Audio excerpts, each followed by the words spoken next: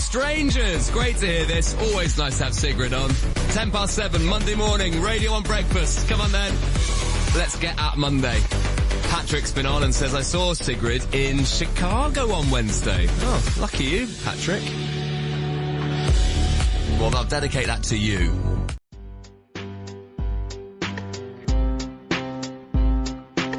Come on and visit for any occasion. Don't keep Pat and Dal waiting. Comics and conversation. Keep the conversation moving along. Keep reading comics, keep your local store strong. If it's hard, then it's a job for the challengers. Comics and conversation, y'all. From Challengers Comics and Conversation in Chicago, this is Contest of Challengers, a comics industry business podcast with Patrick Brower and W. Dal Bush. I don't know what happens when he does not that. the rest of his body, just his knee. What is Gunleg's secret origin? Do you remember the Mazinger Z?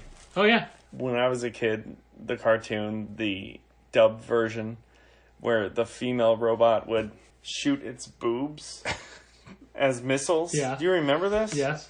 And they literally dubbed it as Boobie-Rockets away. That's what the robot would say. And I watched that as a kid, and that blew my mind. And we would talk about that with all my friends. Is that the origin story for you as a comic artist? That was, I mean, I'm telling you this now, and I remember this from when I was like 5 years old. And that is how, like, what the hell did this robot just say, and what did this robot just do, and why did that happen? And it stuck with you all this time. And I still have that in me. Was Deviline the villain of Mazinger Z? No clue. Deviline was the hermaphrodite. I have almost no memory of Mazinger Z. Okay. Other than that one specific for this, thing. because it blew my mind, and it was a thing that I would talk about with my friends. Like, what? Deviline wore this big cloak and was half and half straight down a line, and all the henchmen would always say, "Yes, sir, ma'am." Really? When they talked to Deviline. What the hell was going on? But I can't remember if that was Mazinger Z or if it was... It had to be that, because that's all that I watched at that age. I have almost no memories of watching it. I don't even remember how often I watched it. I just remember that. I can see it in my brain. It took me forever. Of the early memories that I still have of the breasts of a robot firing rockets and saying "Boobie-Rockets away." And, like, that is still with me. And so now I have small children, and I think about all the time, what is the weird thing they're going to get accidentally exposed to? It's going to stick in their heads. That is going to stick with them when they're 41 years old. Through no fault of your own. Talking with some buddies and still like, oh my God. It took me forever. Why did that happen? How old were you when Boobie-Rockets entered your brain? Maybe like 5 or something. So they still have some time. Yeah. Yeah. You don't have to worry too much about the culture warping their brains yet. Yes. But now you know the age range that you should be on guard for them to see the something point is, in a cartoon culture is so different the now trajectory of their that life. he's not going to have any idea what that stimuli is that's going to get to them, and it's going to pass him by completely. It's going to be on an app that he doesn't even know the name of. Yeah, exactly. I couldn't remember Deviline's name, and I had to... The word association in my head is the Brian Setzer Orchestra song Rebelline. Okay. So I would call them Rebelline to be like, oh no, Deviline. Okay. Yeah. That's how you get there. Yes, sir, ma'am. That's a 2-step process.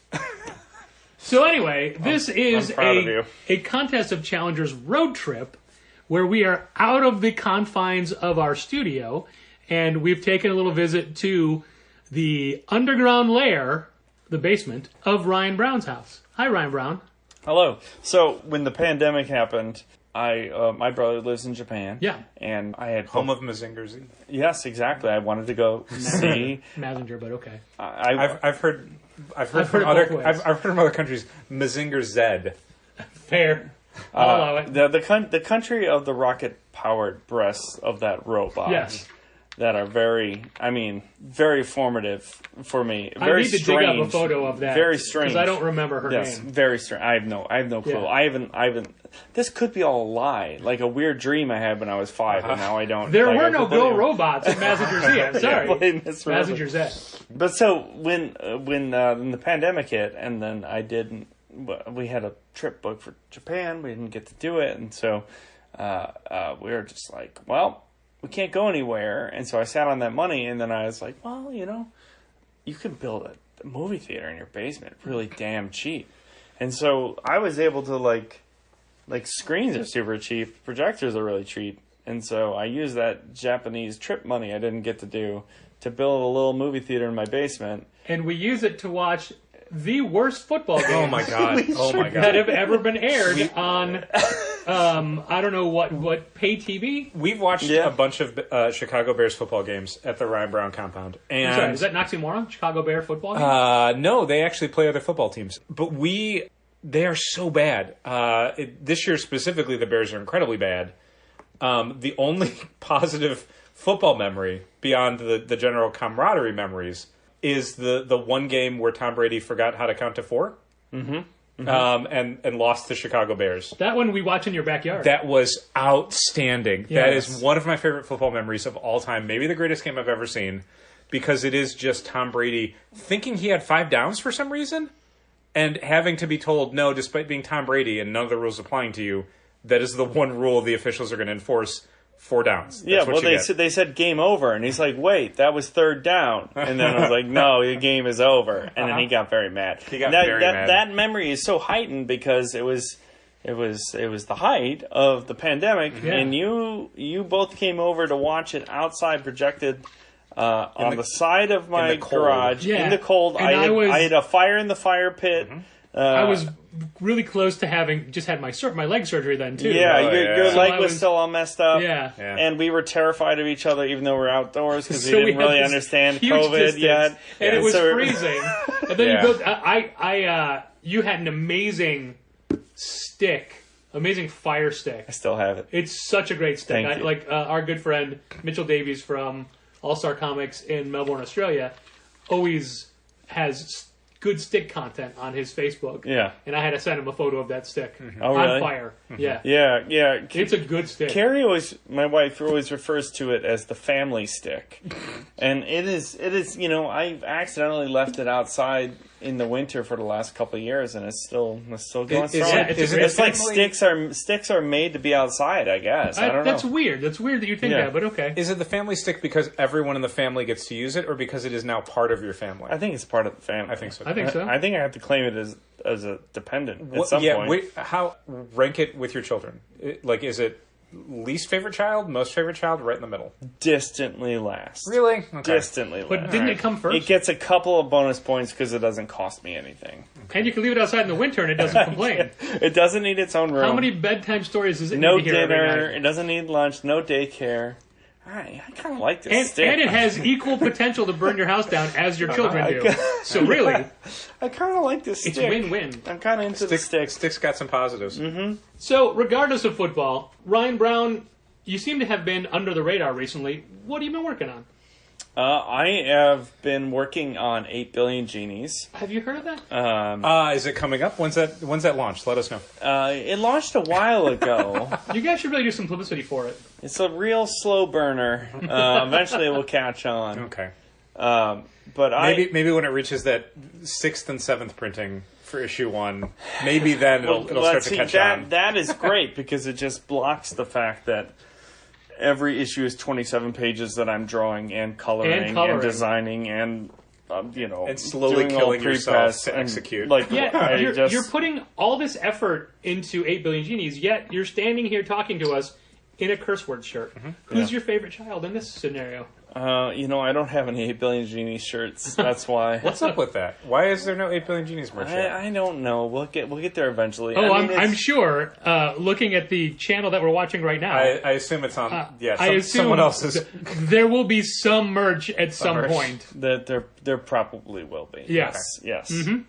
Yeah. But it's consuming my every moment because of how hard it is. It's the hardest book I've ever drawn. Because you're drawing everybody's wishes for the entire planet, and not only are you drawing them, you have to come up with them as well. And it's a massive cast. Yeah, the cast is huge, and like I could think of maybe 20 good wishes. You have to think of 8 billion. Well, they have to be visual too. Yeah. Right, because I figured that out early on. It's like, I wish to cure cancer. How do you draw that? Yeah, I wish to be a millionaire. Okay, I can't draw that. I wish to be Big invisible. sacks I of can't money. draw that. Like, Yeah. I wish to be immortal. I can't draw that. As far as you know, would, there's a bunch you of know, invisible people in every family. always, yeah. So then I realized that, like, because I have these layouts where I was like, you just draw a bunch of crazy wishes in the background, and I'm like, I can't come up with many. Like, I don't. You used all of that in God Hates Astronauts. Yeah, right. Well, like, it's really taxing my brain because I'm trying to think like other people think. But the real key was that a lot of people that are wishing aren't adults. They're children. Yeah. They're teenagers with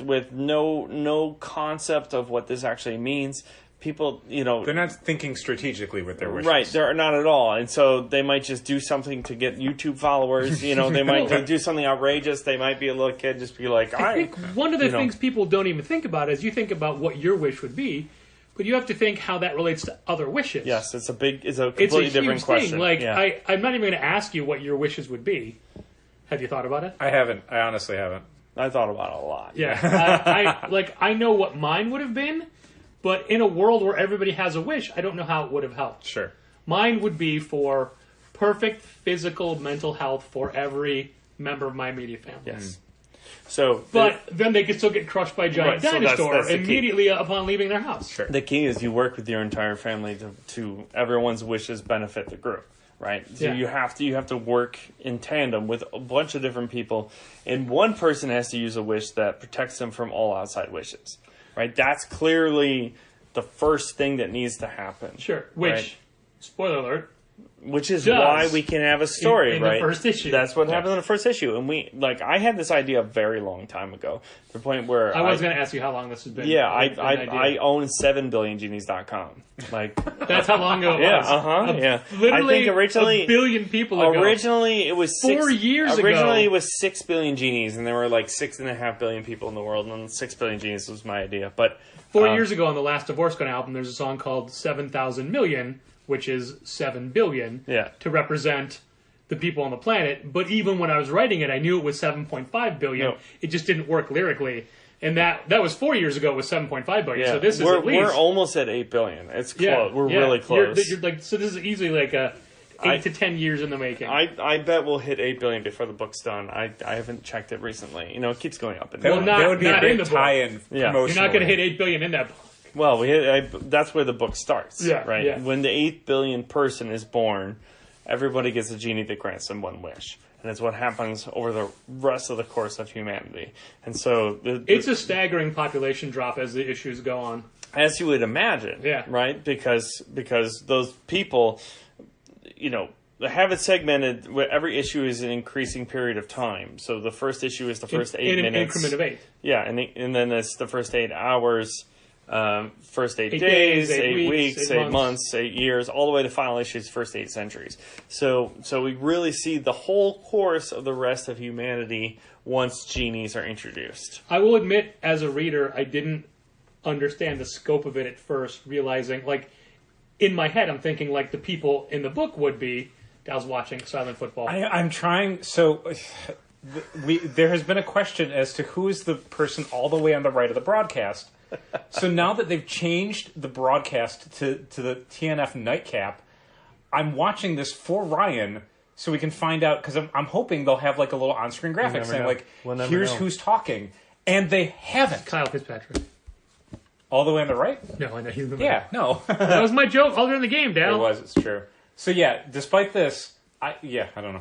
Anyway, I was always wondering, how do they get back to normal? Mm-hmm. You don't. You have to abandon that immediately. So there are a lot of accidental parallels to the pandemic. One of them being not really knowing the scope of it for a long time. It takes you a long time. Remember the pandemic? I remember it being we're going to be locked down for a month. It's that's insane. That's never going to... It's never going to go longer than that, and I just how long can society be altered before it eventually reverts back? Oh, that guy's Rob Reiner. And then, no, it's not. And then 3 years later, you're like, oh, there is no getting back to normal. Yeah, it's just figuring this out, and this is what it's like forever. That weirdly occurred to me. I was at a Chipotle I was walking out. How rare. And they have a hand sanitizer station right as you're leaving, and I guess also as you're coming in. And I got some hand sanitizer, and I was reading their little, like, oh, here's all the ways we're taking care of the restaurant, making sure it's safe and clean, and people are getting health checks. And I weirdly watched... Ryan Fitzpatrick, not Kyle. Reading that sign... Nobody called me on it when I said Kyle. I knew it. I just didn't bother. I appreciate it. For a half a second, I'm like, God, imagine if you just came to this sign from, like, 2019. Yeah. How insane it would seem. It would feel like society collapsed. Yeah. To have a sign like that, just at a Chipotle where it's like, we're making sure you're not going to get sick from an airborne virus. I mean, we've had a hand sanitizing station since 2020. But it's just that sort of stuff that becomes normalized. And, of course. And the thing that you think is just going to be this brief blip becomes this, like, no, this is society going forward probably forever now. Yeah. And that's, it. You know, you don't think about that, and then you turn around and you're like, oh, my entire life has been altered, and I didn't even realize it. Yep. Yeah. Yeah. So the book is a fun idea, but it accidentally we really hit at the exact right time, and it has aspects of watching the world completely alter on TV and from afar. You know, the characters in the first issue, within the first 8 seconds, the bartender uses his wish to say, I wish that no one in this bar or this bar itself can be affected by any outside wishes. And so immediately you have a lockdown situation where you have an HQ, like a home base, that you can witness what happens. Right. And I guess the Greek chorus? Yeah, sort of. I mean, you basically have... Point of view characters. Right, point of view characters, but also, like... If you're dealing with a bar, you have people from all different backgrounds that happen to be in this place, right? Like it's this weird bubble that it's a communal place where they don't actually know each other. We're recording this at your bar. Yes, that is true. true. And you and I have been drinking. Yes. You currently have a Maplewood. Son of Juice. An IPA. Mm-hmm. And then you and I both had a couple of Le Fin de Mons. Yes. From Unibrow. But yeah, 8 Billion Genies, I think, works for a lot of people because it is kind of society in miniature, where you have this group of people that have different goals, different backgrounds. They do have to kind of collaborate together to figure out what... Do you mean miniature because he draws them and they're small on a paper? Some of them are absolutely tiny. But how they form a collective that actually works to create a society that they can exist in, that they can figure out how to work together. And a lot of what makes the story work as an outside force on them is how, just like in the pandemic, you have people that are working together to make things safe, and then people who are only in it for themselves, and people who aren't thinking of the greater good, and how that has compounding effects and all that sort of stuff. Right. And as a storytelling component, having the one wish... What you wish for with your one wish says so much about who you are as a person, right. Like deep down in your core. Right. And so when a person wishes to be the most famous person in the world, right. Or wishes to, world peace, or eradicate cancer, or, for your, ex-wife to be blown up or something, right? Sure. That says so much about who you are, and immediately we get this insight as to who you are as a character, and that's a great starting point for telling really human stories. Yeah, because that wish is your secret desire, right? Like the thing that normally in a story would take forever to lay out, like what's motivating someone. They'll tell you right away what's motivating them. Yeah, and so part of my thought process when designing the genies was, originally I was like, well, I don't want to do like a bare-chested, blue-skin muscle person with little wristbands on and stuff. Yeah, right. Yeah. And so figuring out, I don't know. I had to try my best to do as deep thinking as possible about this, and so I thought if you are trusting them with your innermost desire, you want them. They have to be a reflection of you. Yeah, right. You have to immediately trust them, right? And they have to feel not just like a genie, but your genie, right? Like they're exactly. in your team. Yes. Yeah. So they look like you, so they're immediately familiar, and they're assigned to you. They're your friend. And that is reflected in their personality, but also their cartoon characters, so that they're very unthreatening. And so figuring out that was a big component to oh, okay, this can actually be a story. Because otherwise, when you don't have a lockdown bar to watch the story from, and you don't have the genies taking on the persona they're taking on, like, you can't really tell a story. Like, if they aren't protected, then one page everyone is made out of ice cream, next they're all dogs, and next they're a bunch of batteries, and then they're, they're like made out of feathers, and like, I don't know, they're upside down, and then like, like this, because teenagers would be like, oh, hey, YouTube, what's up? I'm going to use my wish here. I'm going to turn everyone into Tom Cruise. Be sure to like, comment, and subscribe. Yeah, hit that like button. Hit that bell. But the real advantage of the genies is that in a book with such a huge cast and obviously such a like constantly shifting visual because of all the wishes, you do have this kind of core iconography to promote the book with. Yeah. Like the genies, even though they each are personalized, the core genie body is kind of the same. So you have this thing that, like, when I think about 8 billion genies, I think about the genies. Yeah. Like, in my brain, that's the thing I see, rather than all the other characters, which are, richly developed and have cool arcs and stuff. But the genie is just this kind of touchdown. You know what I mean? Yeah, and that was, again, like, kind of an accidental thing. I was just kind of, doing that thought process of, like, how what... How can I make them look like 3D Cowboy? Right, exactly. Well, that was the other thing. Like I want 3D Cowboy's great though, man. The other thing that went into the design was that he killed Charles Soule. He did. He definitely did. The other thing that went into the design was he went to space jail for it. I was going to have to draw a lot of them, and it's very small because we have 8 characters in the bar, and to start, they all have a genie, and so you got to draw 8 characters with 8 genies, and there are definitely panels where you've got like 6 characters, and they all have genies, and they all are in frame. And the genies are active; they don't just sit there and float around. Like they're stuff. reacting to what's going on in the story. They're interacting with each other. Right. Yeah, that's my area to play in cartoon, and just come up with ideas and like figure out what they've been doing, and But so I had to simplify the design. That helped me a lot because, again, this book is taking forever to draw because how long it takes to draw every panel. Because there's always little genies floating around. There's always 3 or 4 characters in a scene. The genie interaction is almost their own gag per page, per panel. Right. That's what I try to do. And like, we're not clear at this point what the genies are, but it's very clear that they're all working together, right? And so we have early on we have moments where they are scripting this dialogue to the humans, and they're taking turns saying the parts of the script because they're kind of speaking with all in voice, like a hive mind, right? Like a hive mind. Like I don't know, because I'm not writing the dialogue. So usually when I write dialogue, I come up with like an actor or something that I know that. And you're good at making voice cast Yeah. notes for your books. Had an incredibly elaborate Well, that's how I write. I'm like, I'm going to draw this guy, and that guy, is Burt Reynolds. And so I think about Burt Reynolds saying things in movies, and how would he talk? And then, because I'm not a writer, I'm just like a movie guy. But then you're like, hey, I know what Walton Goggins sounds like. Yeah, exactly. I do know what Walton Goggins. I've seen enough Walton Goggins. I watched The Shield. I watched Justified. I can. He was great in the first G.I. Joe movie. He's in the first. Is he? I haven't seen he's in either. the second. He's in the second G.I. Joe movie. He became this weird, like, bad guy character actor. It's very strange. He's the warden of a corrupt jail in the second Excellent G.I. Joe movie, and he's super excited that Snake Eyes is being remanded to his custody to be tortured and whatever. Yeah, he's very excited about it. That is exciting. He's very good in that one scene. Anyway, love him in his Community episode. I do. It's one of the best Community episodes of all time.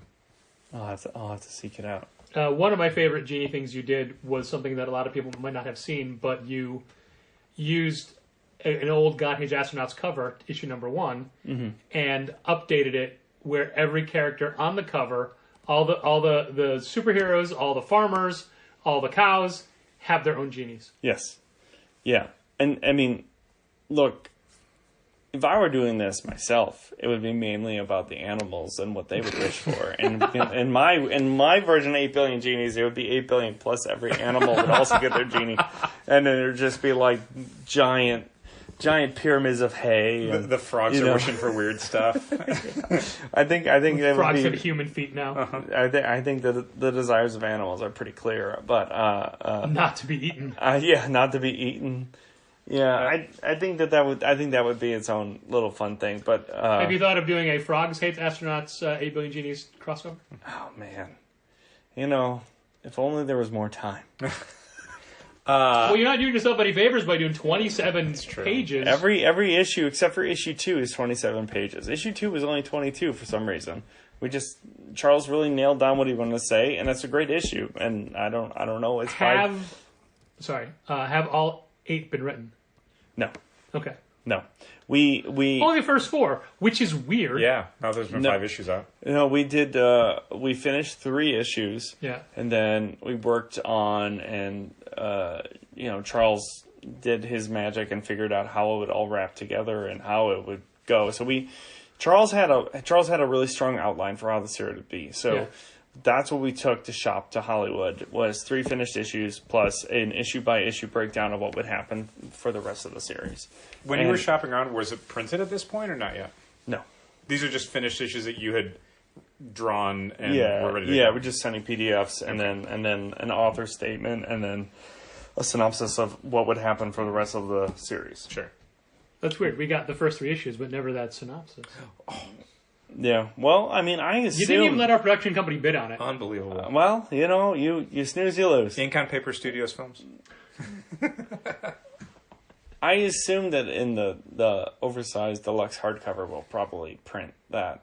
Once the whole series is done, because obviously I assume that sending that out to retailers should probably give a lot I've known away. So I mean we've known the ending for a while, and we knew a lot of the twists that happen, and issue 4 has some revelations which we knew very early on. And so I've been trying art-wise I've been trying to drop hints the entire time. Okay.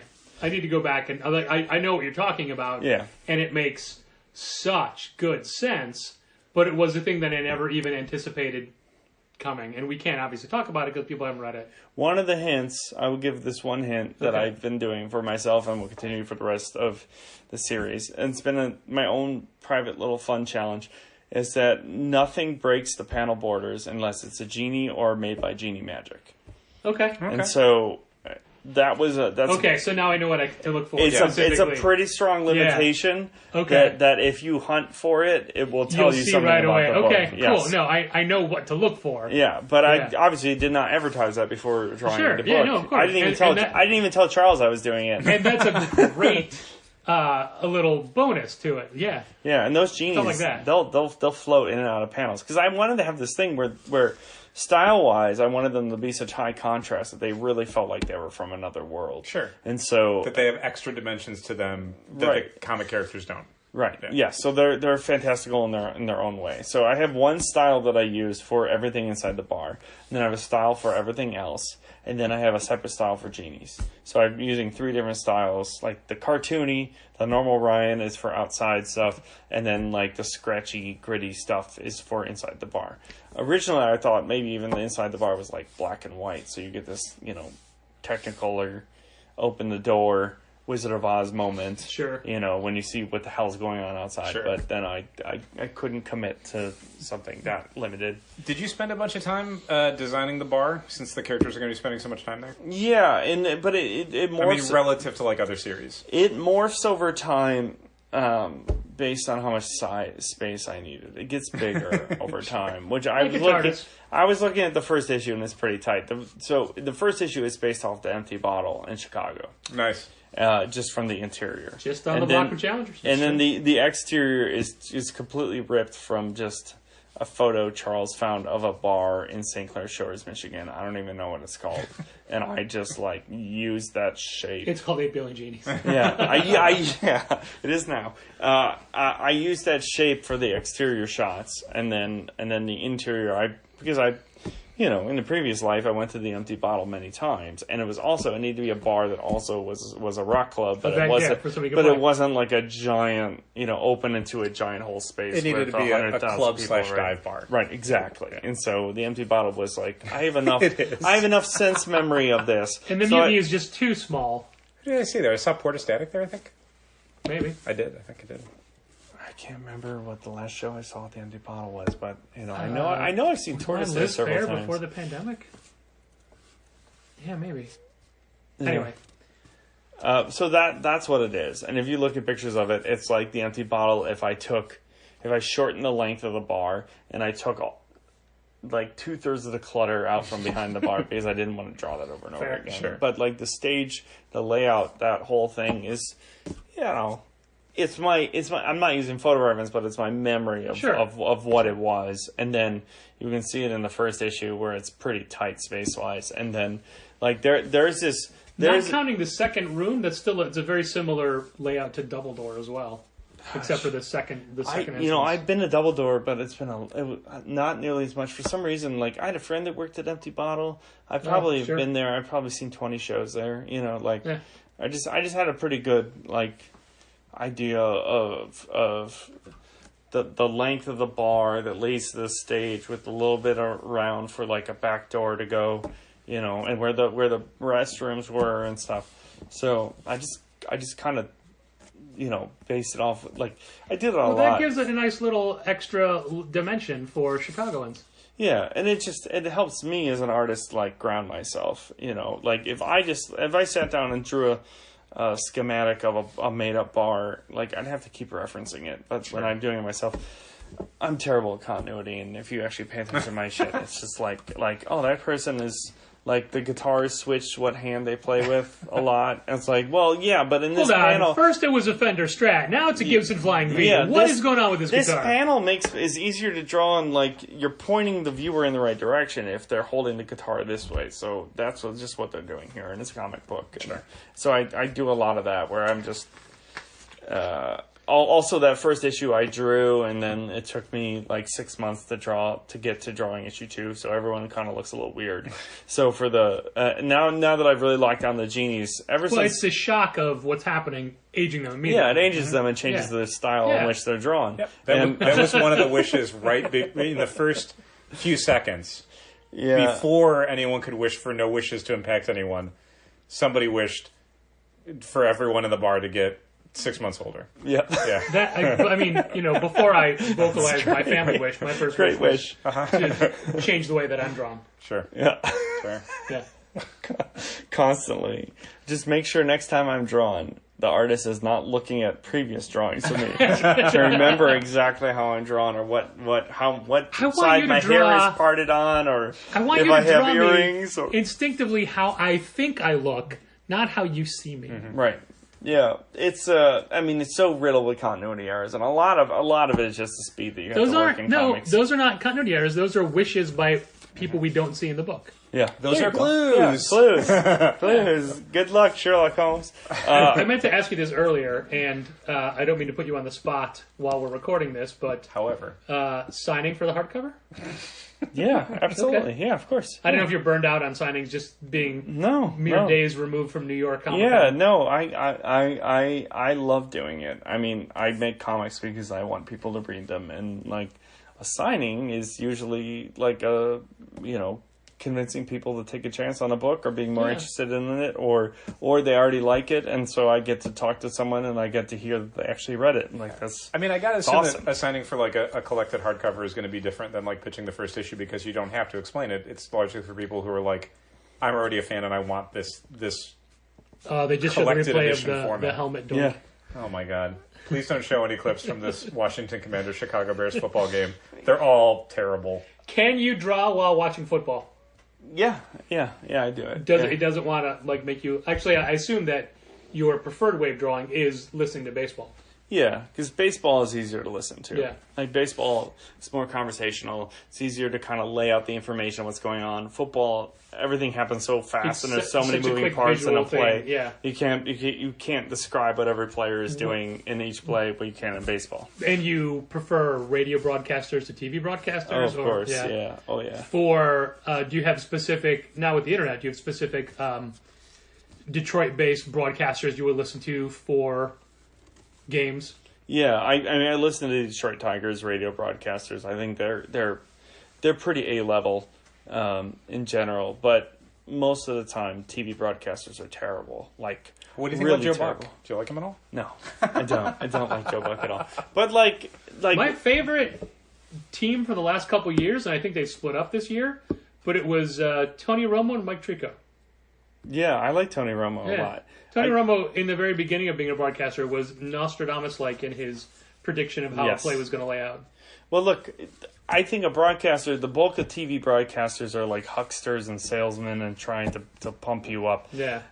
I like when a broadcaster is trying to tell you the story, right? And explain what's going on that isn't obvious, right? So it's not just reading the media guide about stats and then saying, oh, here we are at 4th and 1, and 4th and 1, they haven't been good before. Like, I don't know. Like, it's there's just so many, like, catchphrases almost that I'm so tired of hearing. I never want to hear that some scandal is a distraction. Mm-hmm. Like, I never want to hear horrible things that people have done outside the realm of football. Yeah. Somebody's whole family is out. Reduced to... Oh, it's the Fitzpatrick family. Like, it's a distraction, as though, like, that's the greatest sin anyone can commit in football is doing a horrible thing off the field that then makes the football playing so much more difficult. You would think he was Philip Rivers with that many kids. Yeah. Like, that's... And now they frequently have to do that. Yeah. Like, almost every game is like they have to talk about a distraction. Well, they have to figure out some sensational aspect of it. I feel like frequently, I like think if someone's in their second game back after recovering from being shot in the leg. Yes, exactly. Which we heard about multiple shots in the leg. Also, that was the very start of this podcast episode with Gunleg. Yeah. Ryan's favorite running back, Gunleg. Yeah, I don't know his actual name, but he's back. He's back. And of course, Silly Goose. Wild Goose. Wild Goose. There's a player on the Washington Commanders whose last name is Wild Goose. So I really like. Intrinsically, the way you were describing football broadcasting is also a really good parallel to laying out comic books. How's that?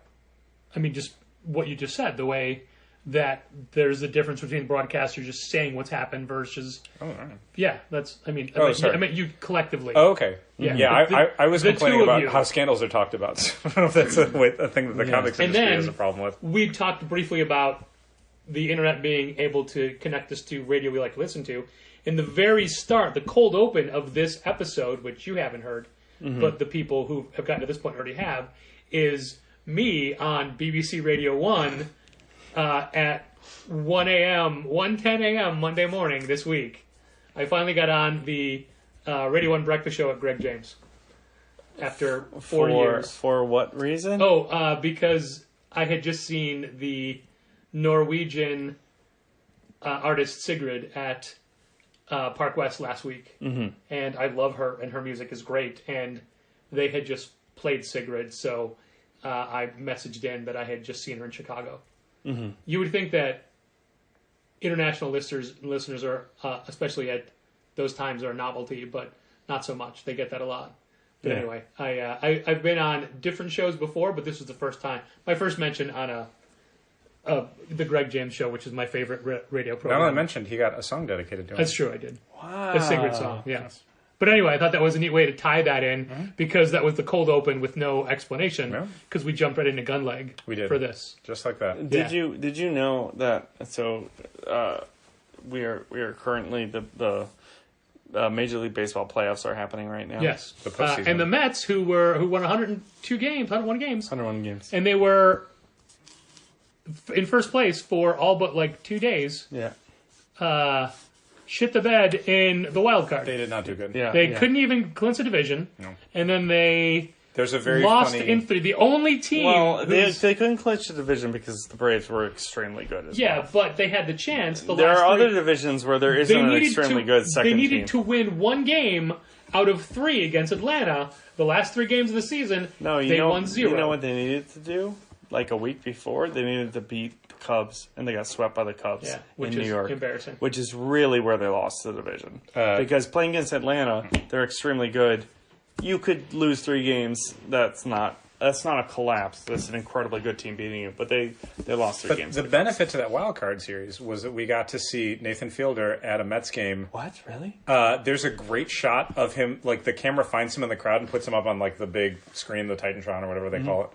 And it says Nathan Fielder, and the expression on his face is so angry it feels sort of like a put-on, but it's also at the point where the Mets were doing really bad in that game. Yeah. So I'm sure if you pointed to the camera to anyone in the crowd who was a Mets fan, they would have the same look on their face. But also, he's a Canadian. Like, I don't know, does he really care about the Mets? I guess he really maybe did. Yeah. Because he was there. And I don't believe anything about him ever, and no one should. But this one, it didn't look like funny or like it was part of a story. It's so much as it looked like Nathan Fielder was just like, I hate being here because I'm watching the Mets lose. How did you feel about the rehearsal? I don't care for Nathan Fielder's whole thing. I find it very difficult to watch, and I don't find it funny. Yeah. I would not say that it's bad in any way. It's just not my thing. Did you watch the rehearsal? I didn't watch the rehearsal. Okay. It was different for a time. I read some profile stuff with him in advance of the rehearsal, and it just felt like something I would probably not enjoy on a few different levels. Okay. You saying it was different for a time, then did it get not different? Yeah, without spoiling it, it got the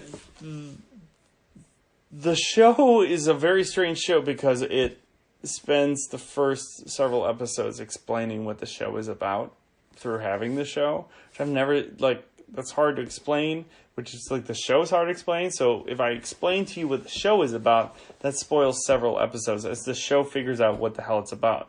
Because clearly they made the first episode and then COVID happened and they had to shut everything down. Oh, wow. And so then the final 5 episodes are more cohesive, but they have ties back to what happened in that first episode. But everything got shut down and they had to relocate everything.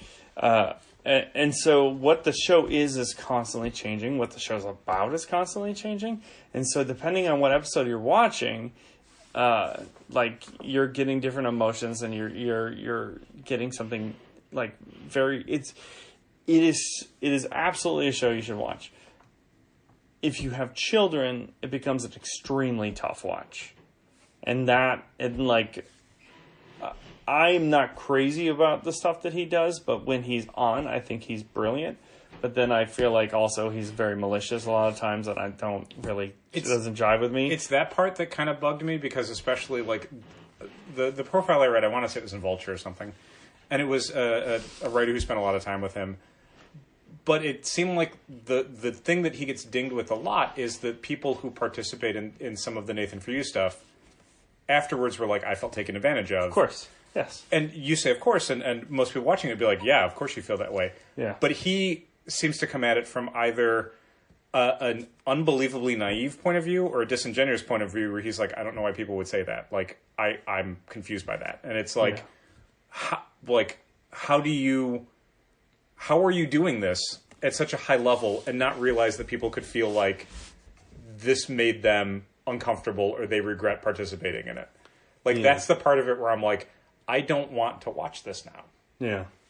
See, I just listened to this whole thing, still trying to figure out a way to work in the current Cardinal Emeritus from Ghost throwing out a pitch at the White Sox game. He did, yeah. But we've moved so far past baseball, in full, I had to force that back in. Full White Sox uniform. Yeah, in full face paint. as well. Yeah. Yeah. Why he wouldn't do it for the Mets, I don't know. Unbelievable. I'd recommend watching the first 2 episodes of the rehearsal. Okay. If you what are they on? On HBO Max. Okay.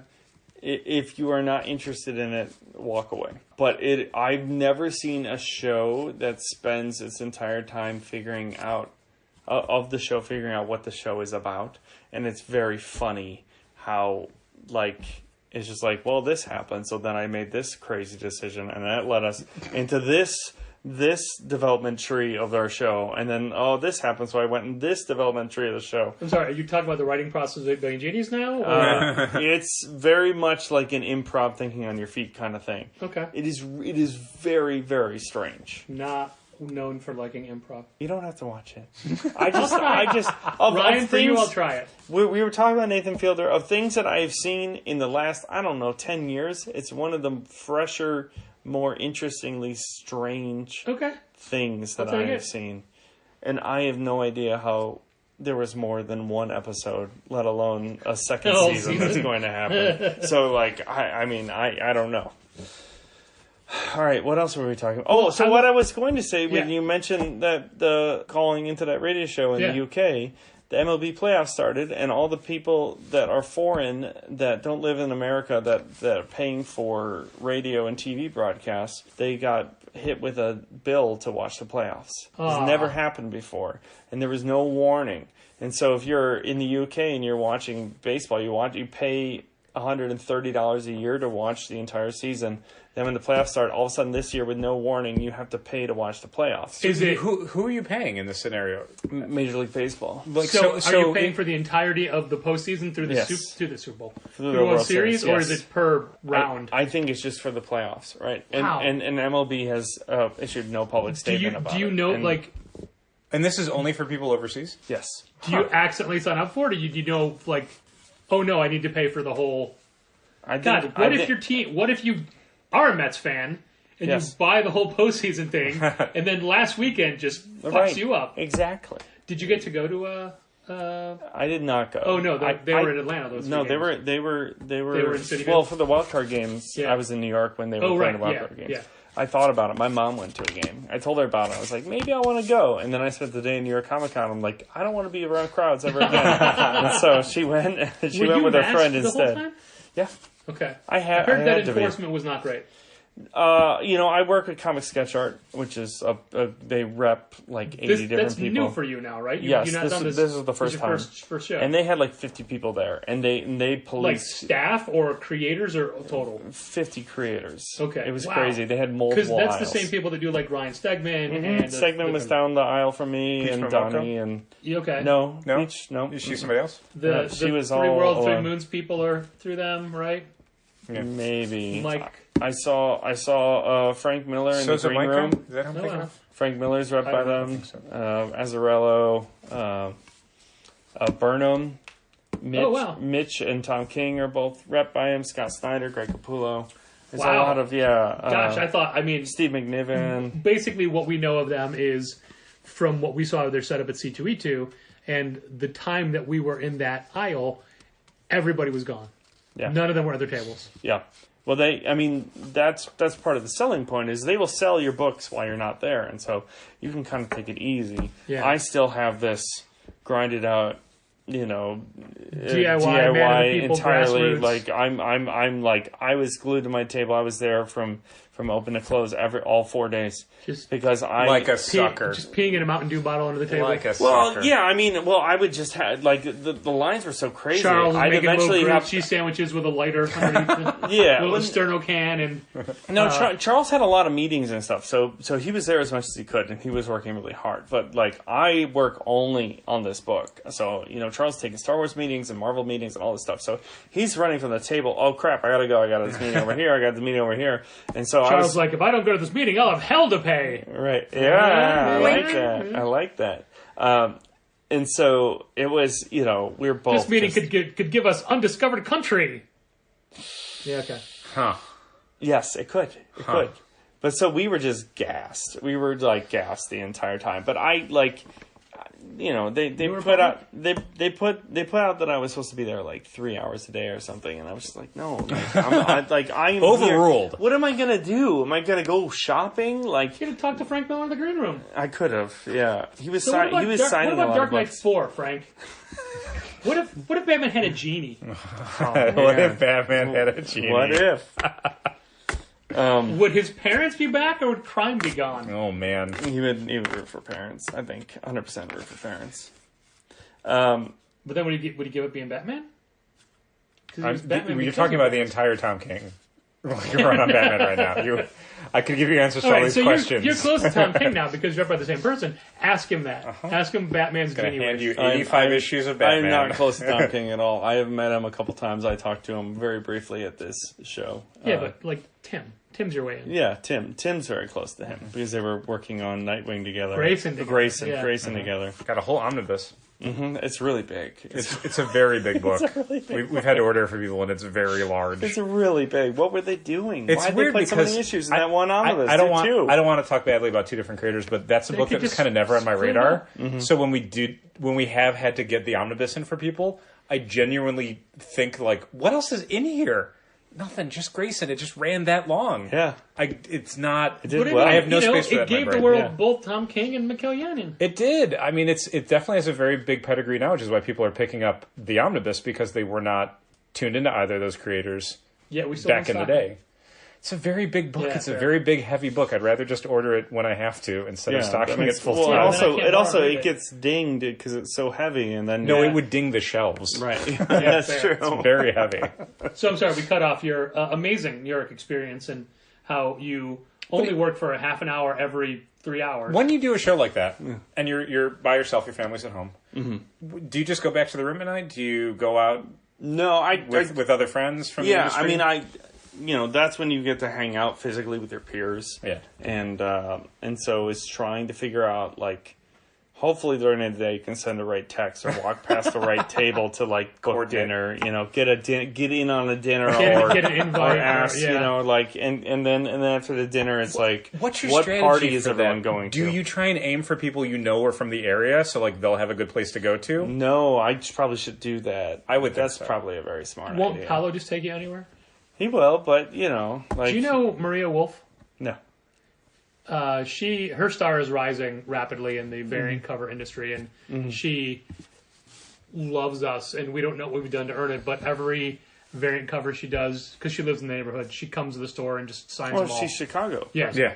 Oh. Yeah, and she was at New York, and this was like the first show that people started to know who she was. Yeah. So this was her first, I'm going to Marvel parties, I'm being invited to things, I'm meeting people kind of event. Mm-hmm. Yes, so there are parties, there are multiple parties to kind of choose from. They sound exhausting. They are really, they're always loud. I went to one DC party one year, and I didn't participate in it so much as find my people and go off. Yeah, I mean, the best case scenario is you go in there, you talk to a bunch of different people, say hi to a bunch of people, and maybe editors and stuff that you know, and then you kind of latch on to some people that you want to have deeper conversations, interactions with, and then maybe you go somewhere else. And so that because even like, I Jerry Dugan had a party, who I don't know Jerry at all, but he seems awesome, and so I went to that. I'm Jerry Dugan. You're Jerry Dugan? Yeah, at a C2E2 panel a few years ago, he and I were both on it. And it was basically for literacy programs and libraries and stuff like that. And he was like 40 minutes late to the panel. So I was both myself and Jerry Dugan. I answered questions as him and as me. And how'd you do? You good? I was better as him than I was as me. Yeah, and so much so. Yeah, because as him, you've got, it's not you. You can play. Well, this was when Dead Rabbit had just come out. Patrick was so good on that panel. That's how he landed the writing gig for Uncanny Avengers. Yeah. Oh, really? I literally had an image rep come up to me who was in the crowd afterwards and thank me for plugging all of the image stuff he was just starting to do because they were worried that he might not have. Yeah. And I did mention, like, each question was answered with, well, as the current writer of Deadpool, I believe, things like that. Yeah. And I cannot tell you how disappointed I was when he showed up. And I had to stop being Jerry Dugan. So Jerry Dugan, the real Jerry Dugan, pretty well, is what I'm saying. Yeah. Oh, well, great. No, I've never actually met the person that pretends to be Jerry Dugan. A quick side note, Andrew Challenger texted me 2 days ago, and he's like, are you going to support that Jerry Dugan photography book Kickstarter? And I said, no, I was really not something interested. And he's like, I'm on the fence about it. Jerry Dugan has a photography book. Yeah. Yeah, I'm like, no. You should get comped a copy as a Jerry Dugan. I should. Yeah, you should be in the book. If all the photos aren't of me, something's wrong. The author photo should just be you. I like it. So, I'm sorry. So, there was a Jerry Dugan party, and you don't really know him. I don't really know him, but I went, and I just got to see, like, I don't know, I got to briefly catch up with like 10 people I haven't seen since before the pandemic. Oh, that's great. It's just awesome. And writers that, were indie writers and are now Marvel writers are like, just like, wow, man, I haven't seen you in 3 years. And like, now you're really successful. It's awesome. I'm so happy for you. It was a lot of that kind of, like. People having a good pandemic? Yeah, well, it's just like, if you have a TV show, and sometimes TV shows will like, season 1 ends and then season 2 is right at the same time as season 1 ends, and it keeps going. Other shows are season 1 ends and then everyone grows in real time. So you come back like, oh, that guy's the chief now. That guy's got a beard now. That, you know, like that kind of thing. So it was like that. It was like, oh, hi, I just saw you, didn't I? No, it was 3 years ago, and you look slightly different, and you made all this work.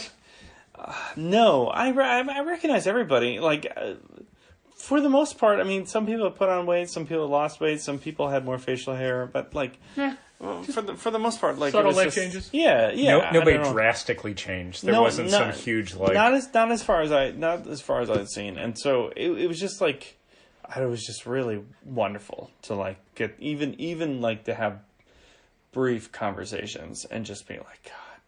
This is so nice, you know, like a sense of normalcy. Twitter is nothing. Like, you know, following you on social media to see what your life is doing is nothing. This is it. Like, this is real connecting with people, and it's just like, and then I got to figure out how the hell to talk to people again. Yeah. But everyone's coming at it from the same angle, where everybody kind of forgotten some of those social niceties or those coping mechanisms. You also kind of have to be a little careful to like not, you know, bring up bad memories of what has happened over the last 2.5, 3 years.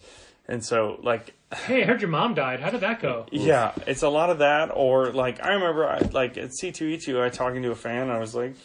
And, like, it was early on. It was the December C2E2, and I was like, how has your pandemic been? And they're just like, I got laid off right away, and I live alone, and I just kind of sat at home for, like, 2.5 years. And well, you're out now. I was just like, yeah, all right. Well, let's... 8 billion G's. Yeah. What if everyone got multiple family members died, and, like, it's just like, oh, it's very dangerous. Yeah, but I mean, you can't... That's a minefield you're always going to have when you're meeting somebody at a convention or something. Any innocuous starting comment could inevitably reveal... Yeah, like, oh, deep well, sadness, here's a horrible thing that happened. Like, I mean, at least I was just asking how you were. I don't. What am I supposed to do with that? I don't want the answer. Yeah. On a base level, they're there to see you, so that's a good sign, right? Yeah. Unless you're just trying they made it to the convention. Yeah, they paid for a ticket. Yeah, sure did. Yeah. That you are like they're choosing to spend their time with you, and hopefully their money with you. Yeah. And hopefully they're doing it because they want to read the story, or they're a big fan of your. At this point, tremendous body of work. It's true. It's good, man. It's so weird to remember, like, first meeting you and first having you put on our radar by Burnham. And then I also remember first getting to know Burnham, like, when he wasn't a friend of ours. Yeah. And, like, and you know, this goes back to pre-Challengers, early days of Challengers. Like, I literally remember when Burnham was just starting to be part of that social group. And now he's been gone forever. Yeah, he's been gone for a long time. Scotty's been gone longer than he was here. Yeah. That kind of thing. I've been talking to Greg Titus a lot recently for reasons. And I don't think I've ever met him. Oh, see? Like, in my head, you guys crossed over. He was out of here before I started becoming came to prominence, yeah. You were part of a different wave. I was, yeah. The pre-Titus wave. I I guess you were our Scotty replacement. Oh. I'll take it. I'll take it. Should I just have one name then? No, you know what? I think... Could you spell Ryan differently? RHYNE. Okay. I mean... I think technically Jenny was Scotty's replacement. 2 N's and an I, but not where you think. Greetings, Contest of Challengers listeners. My name is Don Cardenas, and I am the host of the Comics Coffee Metal podcast, where I talk to creatives in, around, and about the worlds of, you guessed it, comics, coffee, and metal. I've had such amazing guests on my show, like Steens, Daniel Warren Johnson, Matthew Allison, Liana Kangas, Mike Norton, Taylor Danley, Andrew Baina, and of course, Challenger's own, Patrick Brower. You can find the podcast by simply going to comicscoffeemetal.com, where there will be links to all your favorite podcast platforms, including Apple Music, Spotify, Google Play, and many more. I hope to see you there, and now I return you to the absolute best comic book retailers in the multiverse, Patrick Brower and W. Dal Bush. I feel a little bit bad about this whole recording because we said to Ryan, hey, you got a quick few minutes? We're just going to do a quick little catch-up after the Bears game. We're just going to check in, see how it's going. Well, then we did an entire episode. But really, we can talk indefinitely. Yeah, that would keep running and running and running. Yeah. It never have to end. I mean, like, literally, like the last couple of football seasons, we've come over for one game. Because, let's face it, the Bears play mainly Sunday afternoons when Dal's working. Yes. And we can only, as a group, do... It can only be night games. Night games, Sunday nights, Monday nights, Thursday nights. And the Bears, so the way football seasons are laid out, basically the better you play one season, the better time slots you'll get the next season. The more night games, the more late games. Yeah. The more Monday night or Sunday night or whatever. But the Bears consistently play so terribly that the following season their schedule's even more Sundays at noon. Yeah. And nothing else. Bury them. Bury the Bears. So the last couple of seasons we did one game, but we were just here a few weeks ago and had so much fun we wanted to come back right away. Yeah, for sure. Yeah. Well, I think this was probably it. Yeah, I mean, there's a Monday night game in a week or so, but I think that... Is there really? Yeah. Yeah. Their next game is a Monday night game. Monday night game against, I think, New England, I think. I don't think we're doing that. I think. No, we were not planning on it. This is, you have work... You have a family. And let's face it, we just use the games as an excuse to literally talk like this the entire just game. To hang out with Ryan and Carrie, that's it. Yeah. That's the extent of it. It's fun to see Ryan and Carrie, and that's about, like, football's a good excuse. Yeah. A good yes. excuse. Oh, yes. Well, that's you know, to people that hate sports, which is most of the people that I'm friends with, I would say one of the greatest things about sports is the social aspect. Yeah. Having a thing to look forward to and get together and have a shared experience. Kind of like, watching the finale of Game of Thrones. Or wrestling. Or wrestling, right? Like, that shared communal TV experience, which just doesn't... Like, now it's just like, have you seen this show? It's like, oh... Yeah, I binged the whole thing over the weekend. That's the thing. It's a very different thing. The Disney Plus Marvel stuff, for us as a store, has been such a boon because it isn't just a thing that drops on a weekend and then everyone forgets about it in 2 weeks.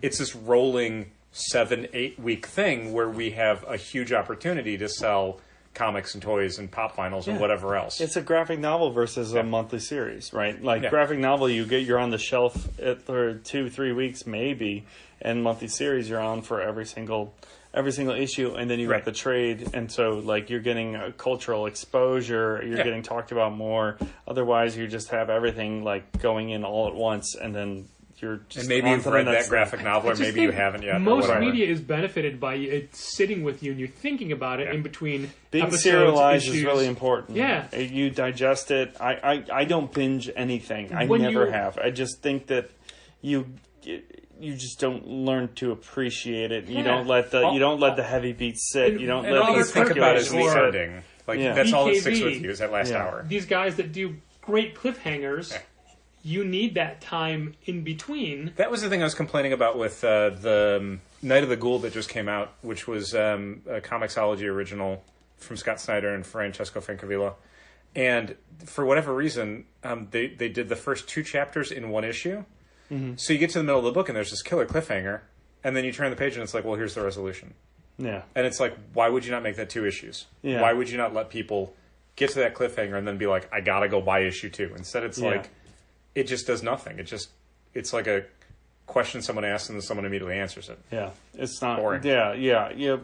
Having the immediate gratification dulls us to the impact, right? So having, like, it's so much more pleasing to watch an episode of like high stakes drama and then watch something else for the week until you come back to it. And, like, sure, there's always this recalibration of what was going on, where are we now? But then once you're into it, like, I really think that it sits with you. You think about it more. It becomes more important to you. That's exactly right. It forms a stronger memory in your brain. And plus, it's nice that you remember the boobs firing out of the robot because you've thought about it for 40 years. I thought about it for 40 years, and I probably only saw, like, that one episode because I don't. If it even existed. Because I don't have any. I never had any toys, and I don't have any memory of watching that show over and over again. I think I just, like, as a 4 or 5 year old, I just had my mind blown, and I still have my mind blown by it. Well, if you can do a gun leg reference, we can come complete full circle to the way this whole thing started. I never will. Yeah, it's insensitive. That's fair. that boy suffered. He did.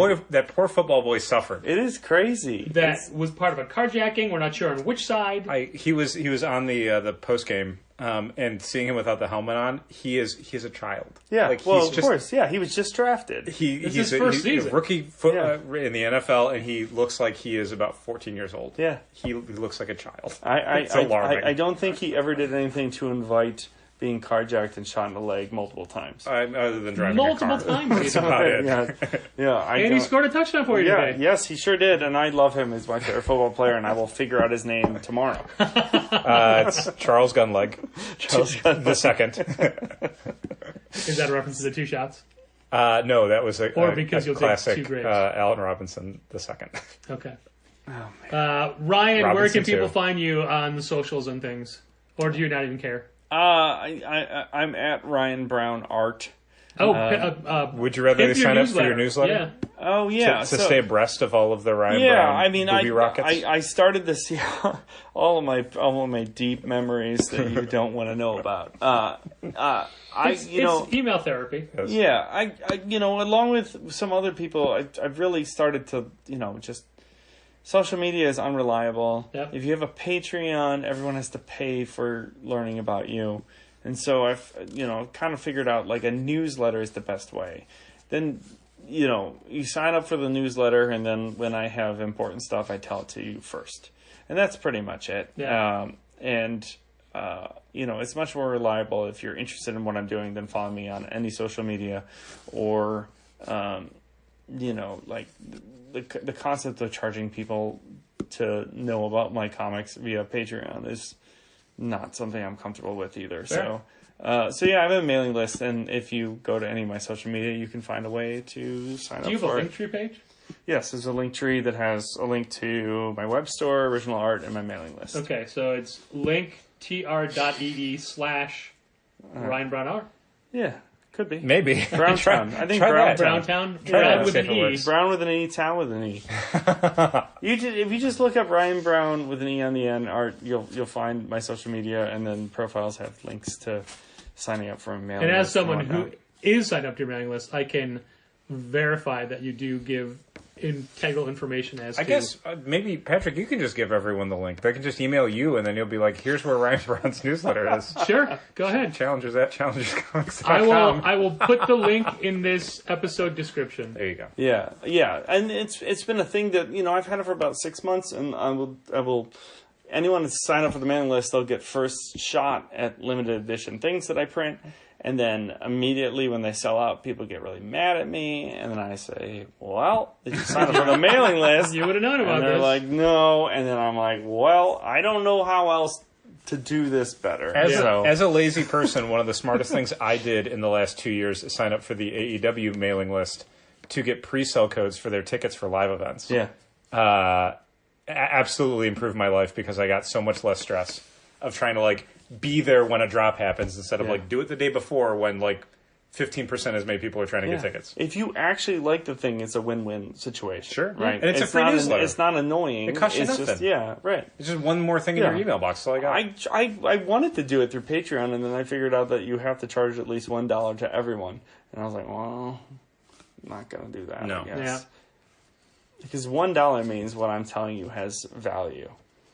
What I'm telling you doesn't have any value. Well, come on now. This very podcast that you're on right now has a Patreon, and we've fooled many people thinking there's value to it. Oh, I think that there's a lot of amazing stuff you can do with a Patreon. You just don't want to feel forced to. No, well, here's the thing. I don't want to tell everybody about what's going on with me and what releases I have. I don't want to charge people for something like that. When they have to pay for it to get it. If I had a Patreon, the Midwest modesty in me, I would feel such obligation to work so hard that it would be my job. The job would be creating content for the Patreon. And it's an awesome way to make money. It's an awesome way to connect with your fans. But it would be a new job that I know I would not. I've thought about it. People are you should have a Patreon. And I'm like, but I got to produce content. And they're giving me money every month, and it's got to be worthwhile. And I just, over a decade, we've been saying to Ryan Brown, have you thought about Patreon? Have you thought about that as a way to do the stories you want to do and directly to the audience that wants to support you? Yeah, maybe when 8 Billion Genies is done as a monthly book and I quit monthly comics, maybe I will do it entirely digitally and have a Patreon. Maybe that's a strong way to go. But I can't have a monthly book and a Patreon. No. 27 pages an issue. Even if it was taking stuff I was making for the issue and then giving it to people on the Patreon, that's still file making and emailing and. Oh, as someone who does not only the Patreon for us, but also our weekly store email newsletter, I know how much time that stuff takes. Yeah. Which is why we're not going to waste any more of your time. Okay. Ryan, consummate host. You and your wife both. Thank you for the Ryan Brown compound. Mm-hmm. And thank you for all the entertainment over the years, from Godhage Astronauts to Blast Furnace to Curse Words to 8 Billion Genies to all the future projects. And just being a good that dude. Are percolating in your head. Just being a good dude. I'm trying. The Hack Slash hardcover that came out this week is all his bonus and extra stuff. Sure. Including his parts of 3D Cowboys. Oh, really? Cosmic Convict Challenge with no credit to where it came from or anything. Yeah. Okay. Just slapped in the back of the book. Okay. No reference to us, to you. Ah. Yep. Just there. That's really fun. What a way to end this episode. Yeah. Well, thank you for coming over and watching football on a home theater that I bought instead of going to Japan. Yeah. But look, you got this great Kraken bottle opener from Japan. And your brother and you helped me out one Christmas with this amazing Sailor Saturn jacket, or Jupiter, that I got for Sam for Samantha for Christmas. Yes. You did all the legwork on that because it was only available in Japan, so that was amazing. Thank you. Thank you for listening. And keep reading Ryan Brown's comics. This has been Contest of Challengers. Thanks for listening. Keep reading comics. Challengers is located at 1845 Northwestern Avenue in the Bucktown neighborhood of Chicago. 773-278-0155. Keep up to date with new releases and events at challengerscomics.com. Like Challengers Comics on Facebook, follow @Challengers on Twitter, and help fund this podcast at patreon.com/challengers.